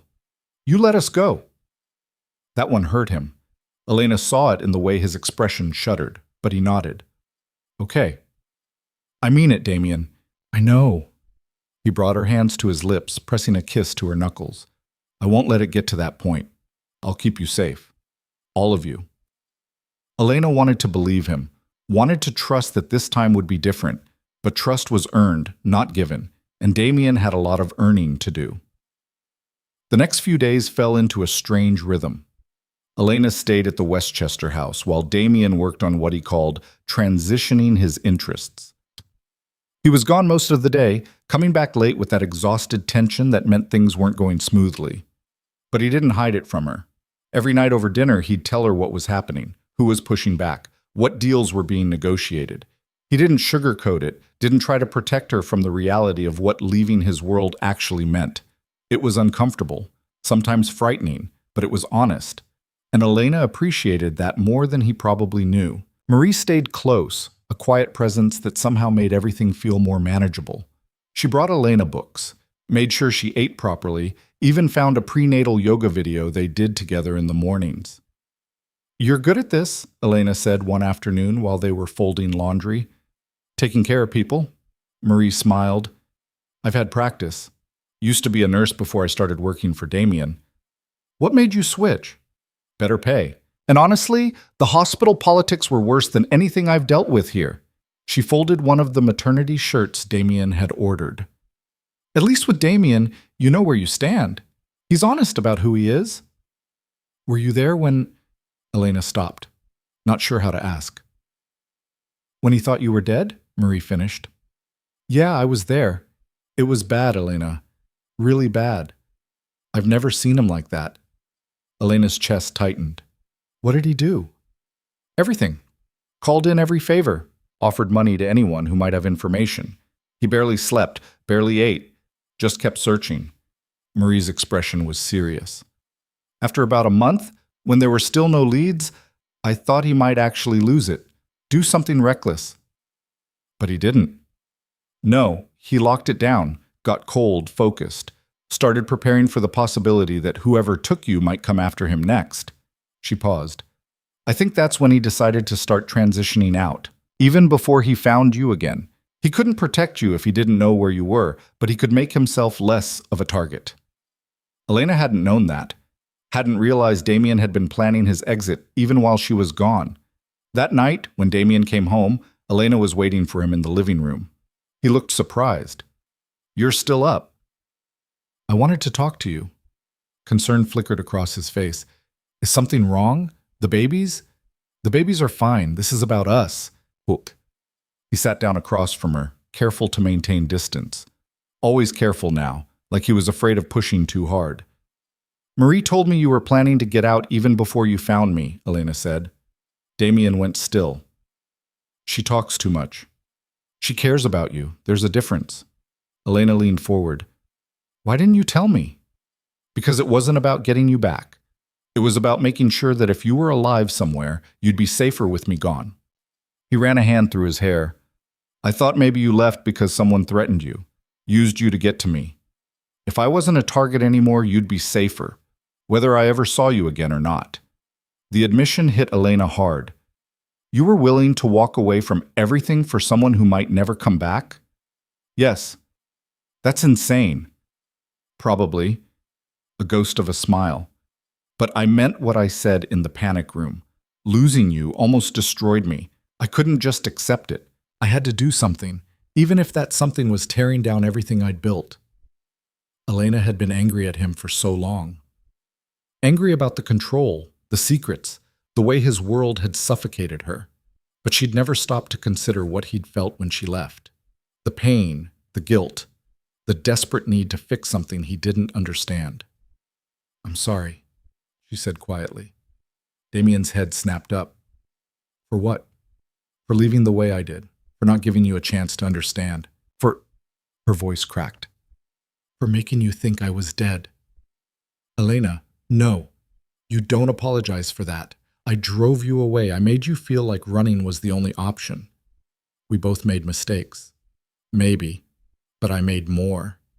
He moved to sit beside her on the couch, close but not touching. I keep thinking about how different things could have been if I'd just listened. If I'd paid attention to what you needed instead of assuming I knew better. You were trying to protect me. I was trying to control you. There's a difference, and I was too arrogant to see it. They sat in silence for a moment, the weight of all their mistakes hanging between them. Can I ask you something? Damien said finally. Yeah. When did you know about the pregnancy? Elena took a breath. 3 weeks after I left. I'd been feeling sick, thought it was stress. Then I missed my period and... She shrugged. I took a test at a gas station bathroom in Pennsylvania, saw the positive result and just sat there on the floor crying. Were you scared? Terrified. I had no money, no plan, no idea how I was going to take care of myself, let alone a baby. Then I found out it was twins and I almost lost it completely. Damien's hand moved to cover hers. But you didn't. No, I found a shelter, got connected with social services. They helped me find housing, a job. It was hard, really hard, but I managed. You shouldn't have had to manage alone. I chose to be alone. Because I didn't give you any other choice. His grip tightened. I'm sorry, Elena. For all of it. For not being someone you could trust. For making you feel like you had to choose between me and your safety. Elena turned her hand over, lacing her fingers through his. I'm sorry too. For not fighting harder. For not giving us a real chance. Are we getting a chance now? I don't know. Maybe. She looked at him. But it's going to be messy and complicated. And there are going to be days where I'm so angry at you I can't see straight. I can handle that. Can you handle me not trusting you? Because that's going to take time, a lot of time. However long you need. Elena wanted to believe it would be that simple, but she knew better. Trust wasn't rebuilt with words and promises. It was rebuilt with actions, with consistency, with proving over and over that the change was real. I want to go to my next appointment, she said. The one next week, and I want you to come with me. Hope lit up his face.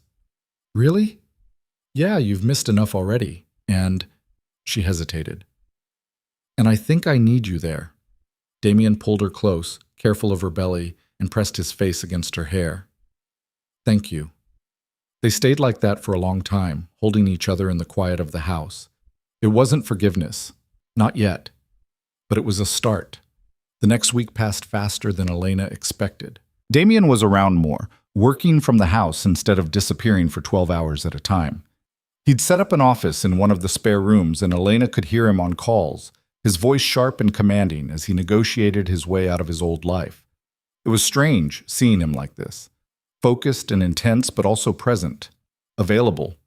He'd find her between calls, check if she needed anything, sometimes just sit with her while she read or watched TV. They were learning how to exist in the same space again.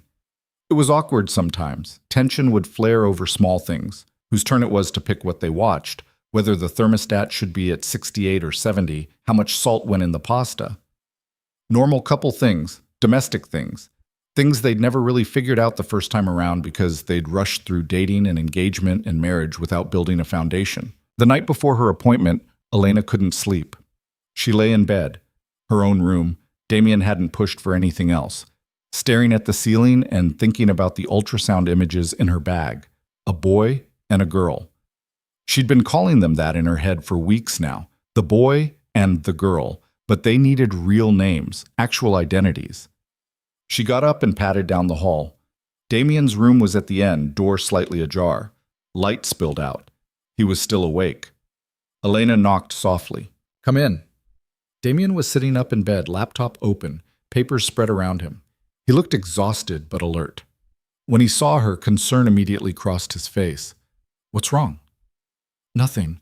I couldn't sleep." He closed the laptop and moved the papers aside. "Come here." Elena hesitated, then crossed to the bed and sat on the edge. This was the first time she'd been in his room. It was simpler than she expected. No expensive art, no unnecessary luxury. Just a bed, a dresser, a chair by the window. "What are you working on?" she asked. "Liquidating assets, making sure the right people take over the territories I'm leaving behind." He rubbed his eyes. "It's tedious, and everyone wants more than they deserve."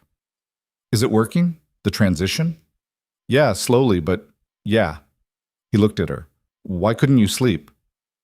"I keep thinking about tomorrow, the appointment, seeing them again." "Scared?" "A little. Everything's been so chaotic. I'm afraid the doctor is going to find something wrong, that all this stress has hurt them." "It hasn't. They're strong. Like their mother." Elena smiled despite herself. "You don't know that." "I do. You've survived 6 months alone while pregnant with twins. You left everything you knew to protect them. That's strength, Elena. Real strength." His words made her chest tight. "I've been thinking about names." Damien went very still. "Yeah?"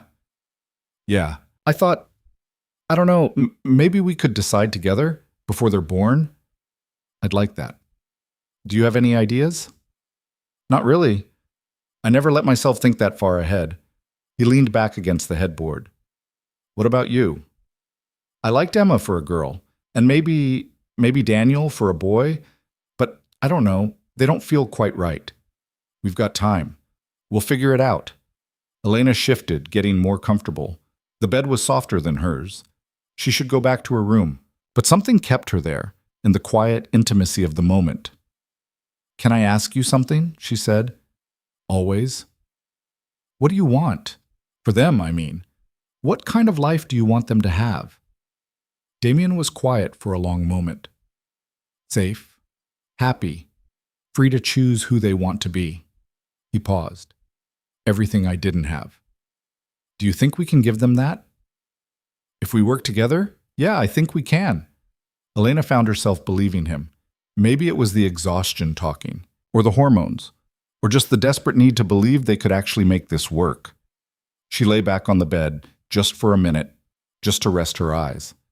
When she woke up, it was morning, and Damien was asleep beside her, one hand resting protectively on her hip. Elena should have felt trapped, should have panicked. Instead, she felt safe. Summer arrived with heat that made the twins cranky and the air conditioner work overtime. Charlie was crawling now fast enough to get into everything. Alex was more cautious, preferring to sit and observe before committing to movement. They were 6 months old and already completely different people. Elena was in the kitchen making bottles when Damien came through the front door earlier than expected. She glanced at the clock, 2 in the afternoon on a Tuesday. He was supposed to be in meetings until 5. "You're home early," she said. "Meeting got moved." He set his briefcase down and immediately went to the playpen where the twins were. Charlie reached for him, making grabbing motions. "Hey, princess, miss me?" "She's been fussy all morning. Might be teeth." "Alex?" "He's fine. Easy baby today." Damien picked up Charlie, who immediately grabbed his tie. Okay, what's really going on? Elena looked up from the bottles. What do you mean? You've been quiet for 3 days. Something's wrong. She hadn't realized he'd noticed. She'd been trying to keep it together, not burden him when he was dealing with so much at work. It's nothing. Elena, it's really nothing. If it was nothing, you wouldn't be lying about it. Elena set down the bottle she was holding. I got a call yesterday, from the restaurant. Damien's expression shifted. Marcello's? Marcus wanted to know if I was coming back. Said they'd held my position as long as they could, but they need to fill it. And I told him I wasn't, that I was done. Okay, so what's the problem? Elena leaned against the counter. I don't know, I guess I just realized that part of my life is over. The independence, the making my own money, being my own person. You're still your own person. Am I? I'm living in a house you bought, raising kids. I haven't worked in months. You're raising our children. That's work. You know what I mean. Damien shifted Charlie to his other arm. What do you want to do? I don't know, that's the problem. When I was pregnant and alone, all I wanted was to survive. Make enough money for rent and food. Now I have everything I need and I feel lost? Yeah. He was quiet for a moment, swaying slightly with Charlie. What if you went back to school? What? You were 3 semesters from finishing your degree when we got married. You could finish it now, or start something different. Whatever you want. Elena hadn't thought about school in over a year. She dropped out when she married Damien, and then never gone back after she left. That would take time, money. We have both. Marie can help with the twins, or I can hire someone, whatever you need. You're serious. Completely. Elena, I don't want you to feel like you gave up your life for mine. If you want to work, work. If you want to study, study. If you want to open a business or travel or sit on the couch and watch terrible reality TV, I don't care, as long as you're happy. It's not that simple. Why not? Because the twins need me. You need me. I can't just, yes, you can. He crossed to her, Charlie still in his arms. You're allowed to want things for yourself. You're allowed to have a life outside of being a mother and a wife. But no buts. I mean it. If you want to go back to school, we'll make it work. If you want to get a job, we'll figure it out. This is your life too. Elena felt something loosen in her chest. She'd been carrying this guilt for weeks, the feeling that wanting more than what she had made her ungrateful, selfish. But looking at Damien, seeing the sincerity in his face, she realized he meant it. I'll think about it, she said. Good. He kissed her forehead. Now, what do we do about this one? She's getting teeth, and she's pissed about it. There's teething gel in the bathroom. On it. He left with Charlie, and Elena finished making bottles, her mind spinning. School. She could actually go back to school, finish her degree, maybe even figure out what she wanted to do with it. The possibility felt huge. That night, after the twins were asleep, Elena pulled out her old laptop and looked up the university she'd attended. The website had changed, but the programs were still there. She could finish her psychology degree, or switch to something else. Education, maybe? Or social work? Find anything interesting? Damien appeared behind her, looking over her shoulder. Maybe. There's a program I'm looking at. Child Development and Family Studies. Sounds perfect for you. It's a 2-year program. I'd have to go part-time because of the twins. So you'd graduate when they're 2.5. That's not that long. Elena scrolled through the course descriptions. It feels long. Most worthwhile things do. He pulled up a chair next to her. What are you actually worried about? That I'll fail? That I'll get halfway through and realize I can't handle it? That I'm not smart enough or focused enough or... Stop. His hand covered hers on the mouse.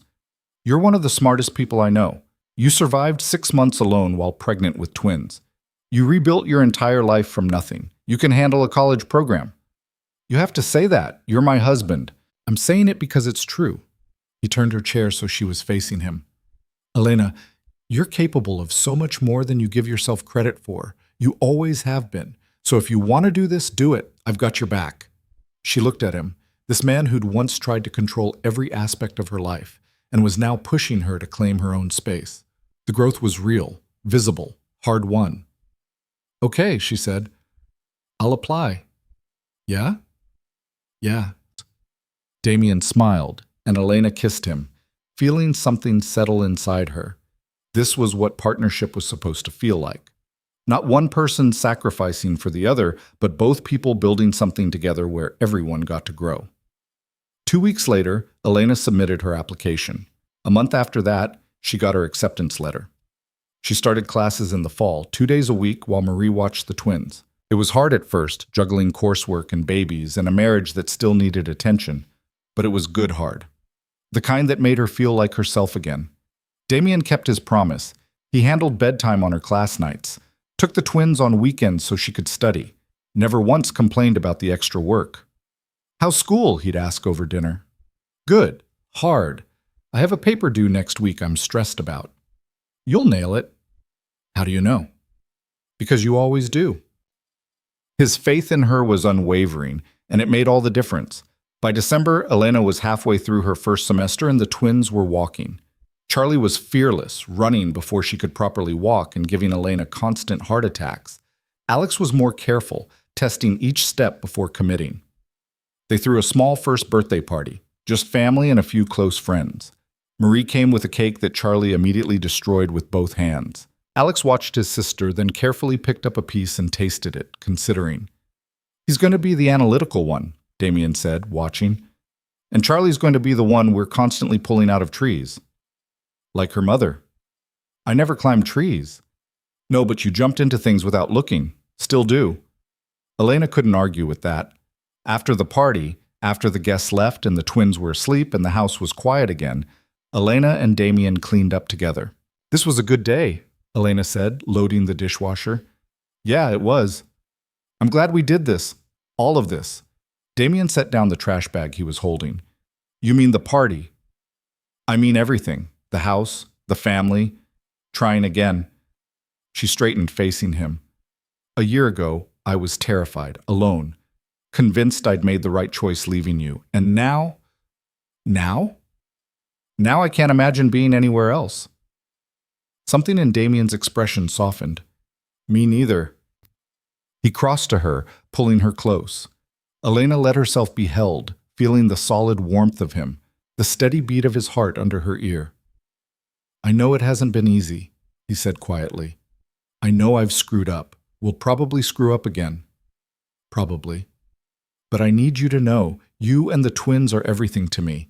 Everything. I would burn down my entire world before I let anything happen to you." "I know, but Damien?" "Yeah?" "You don't have to burn down the world. You just have to show up, be present, be honest. That's enough." "You sure?" "I'm sure." They stood there in the kitchen, surrounded by birthday decorations and dirty dishes and the beautiful mess of their life, and Elena knew with absolute certainty that this was where she was meant to be. Not because it was perfect, it wasn't. There were still hard days, still fights about boundaries and control and the lingering trauma of everything they'd been through. But they were fighting for each other now instead of against each other, and that made all the difference. Winter came with snow that turned their yard into a winter wonderland. The twins were fascinated by it. Charlie wanted to eat it. Alex wanted to study it from the safety of the window. Elena finished her first semester with straight A's. Damien surprised her with a weekend away to celebrate, just the two of them, Marie staying with the twins. They went to a cabin upstate. No phones, no work, no responsibilities beyond each other. The first night they sat by the fire, drinking wine and talking about nothing in particular. "This is nice," Elena said. "Yeah, quiet." "Too quiet?" "No, just right." Damien refilled her glass. "Although I do miss them. We've been gone 6 hours." "I know, I'm pathetic," Elena laughed. "You're a good dad. That's not pathetic." "I never thought I'd be this person, the one who checks on sleeping kids 3 times a night, the one who has pictures of his children as his phone background. You have me as your background. I have all 3 of you. Couldn't choose." Elena's heart did something complicated in her chest. This man, this complicated, damaged, trying so hard man, had become everything she needed him to be, and things she hadn't known to ask for. "I love you," she said. "I love you too."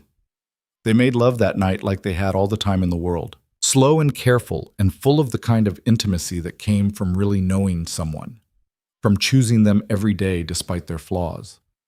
Afterward, lying tangled together, Damien said, "I want to ask you something." "Okay." "And I want you to really think about it before you answer." Elena propped herself up on one elbow. "You're making me nervous." "Don't be nervous. It's a good thing, I think." He took a breath. "I want us to renew our vows." "What?" "Not a big thing. Just us and the kids, and maybe a few people we care about. But I want to do it right this time. Not rushed, not without you understanding exactly what you're signing up for." Elena stared at him. "We're already married." "I know, but that marriage started wrong. I want to start fresh, make promises I can actually keep." "Damien, you don't have to answer now, just think about it." Elena did think about it.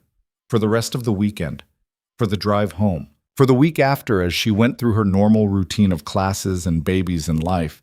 And she realized something. She wanted it too. Not because their first marriage didn't count, but because this version of them, the one built on honesty and compromise and hard-won trust, deserved to be celebrated. She told him on a random Tuesday while they were making dinner and the twins were playing in the living room. "I want to do it." Damien looked up from the vegetables he was chopping. "Do what?" "Renew our vows. I want to." His entire face lit up. "Yeah?" "Yeah. Nothing big. Just us and the people we love. Something simple." "When?" "Spring, when it's warm enough to be outside." "Perfect." They planned it together over the next few months. A small ceremony in their backyard. Elena found a simple white dress that accommodated the fact that she'd had twins and her body had changed. Damien wore a suit but no tie, looking relaxed in a way she'd never seen him during their first wedding. Marie stood as witness. A few of Damien's business associates came, the ones who'd made the transition to legitimate work with him. Elena invited her advisor from school and a few classmates who'd become friends. The twins wore matching outfits and were completely disinterested in the ceremony, more focused on trying to eat grass. The officiant kept it simple, asked them to speak of their vows. Damien went first. "Elena, when we got married the first time, I promised to love you and protect you. And I did love you, still do, always will. But I didn't understand what that meant. I thought protection was the same as control. Thought loving you meant keeping you safe from everything, including yourself." He paused, his voice thick. "I was wrong. And it took losing you, almost losing you for good, to understand that. So today, I'm promising you something different. I promise to trust you, to listen when you tell me what you need, to be your partner, not your keeper, to love you in a way that lets you breathe." Elena was crying before he finished. When it was her turn, she had to take a moment to steady her voice. "Damien, you're not an easy man to love. You're stubborn and controlling, and you think you know better than everyone." A few people laughed. "But you're also loyal and fierce, and when you love someone, you love with everything you have. You've changed so much in the last year, grown in ways I didn't think were possible. And I'm so proud of you, so grateful that you fought for us, that you didn't give up even when I made it hard." She took his hands. "I promise to keep calling you out when you slip, to keep pushing you to be better, to keep choosing you every single day. Because you're worth it, we're worth it." The officiant pronounced them married, again, and Damien kissed her while their friends cheered and the twins remained completely unimpressed. It was perfect. Afterward, there was food and music and dancing. Charlie danced with Elena, stepping on her feet. Alex let Damien hold him while they swayed to slow songs. As the sun set and the party wound down, Elena stood at the edge of the yard watching her family, watching Damien chase Charlie around while Alex clung to Marie's leg, laughing. This was her life now, messy and chaotic and full of love. It wasn't the life she'd planned, wasn't the fairy tale she'd imagined when she was young and naive. It was better, because it was real, built on mistakes and second chances and the hard work of actually knowing each other, of choosing each other even when it was difficult. "You okay?" Damien appeared beside her, slightly out of breath from chasing Charlie. "Yeah, just thinking." "About?" "About how far we've come, how different everything is." "Good different?" "The best different." He put his arm around her and they stood there together, watching their children play in the fading light. "Thank you." Elena said. For what? For not giving up, for changing, for proving me wrong about whether we could make this work. Thank you for giving me the chance to prove it. Charlie ran over, demanding to be picked up. Alex followed, wanting equal attention. They each scooped up a twin, and the four of them stood there, a family, imperfect and complete. Later that night, after the guests left and the twins were asleep and the house was quiet, Elena and Damien sat on their porch swing, exhausted but content. Best day ever, Damien said. Top 5 at least. Only top 5? The twins being born ranks higher. And the day you made me breakfast that one time. That breakfast was terrible. I know, but you tried. Damien laughed and Elena leaned against him, feeling his chest rise and fall with breath. This was happiness, not the dramatic sweep you off your feet kind, the quiet, steady kind that came from building something real with someone who was willing to do the work. I love you, she said. I love you too. And in that moment, with the stars overhead and her husband beside her and her children sleeping peacefully inside, Elena knew with absolute certainty that she was exactly where she was meant to be. They'd started with fear and ended with trust. Started with control and ended with partnership. Started with 2 broken people and ended with a family. It hadn't been easy. Would never be completely easy. There would be more hard days ahead, more fights and challenges and moments of doubt, but they'd face them together. And that made all the difference. The years that followed were full. Elena graduated with her degree and started working at a family counseling center, helping other people navigate the complicated terrain of relationships and parenthood. Damien continued transitioning his businesses, eventually becoming a legitimate force in tech development and urban renewal. The twins grew. Charlie stayed fearless, constantly pushing boundaries. Alex stayed thoughtful, always considering before acting. They were different but balanced, challenging their parents in different ways. There were hard moments. Times when Damien slipped back into old patterns and Elena had to call him out. Times when Elena's independence clashed with Damien's protective instincts and they had to negotiate new boundaries. But they always came back to each other, always chose to keep fighting for what they'd built. Because love wasn't about perfection. It was about commitment, about showing up every day and choosing each other even when it was hard, especially when it was hard. And in the end, that was enough. More than enough. It was everything.